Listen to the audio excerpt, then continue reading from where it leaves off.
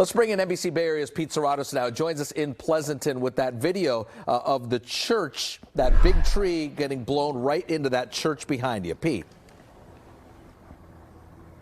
Yeah, Raj, a neighbor across the street shared that video of that tree collapsing into the Lighthouse Baptist Church here in Pleasanton. This is the aftermath of that damage. Now, today, as church officials try to sort everything out at this point, it's clear that the recovery and cleanup will be a long process.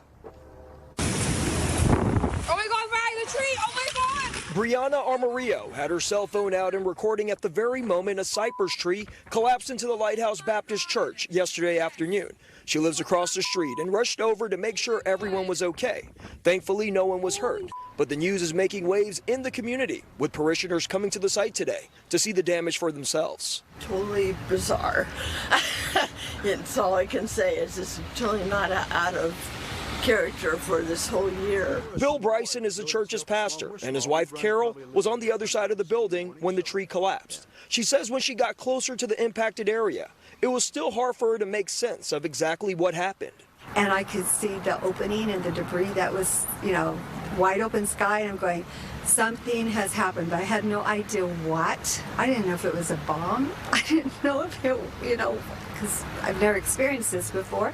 She soon realized the tree collapsed into the church's nursery and called her husband to come down immediately. He points out if this was a Sunday, kids would have been inside. Always praise the Lord for that. If it was a Sunday, it'd been a completely different kind of story we'd be covering today. And their story, while scary, isn't unique.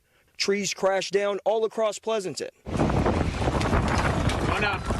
including this tree toppling down from the yard of one home into a neighbor's fence. As for the church, the tree didn't damage the chapel, and the plan is to move forward and work to get the nursery back up and running as time allows. But the main structure of the building is sound and secure. The offices weren't touched. The school's still able to operate, so it's just that one wing that came out.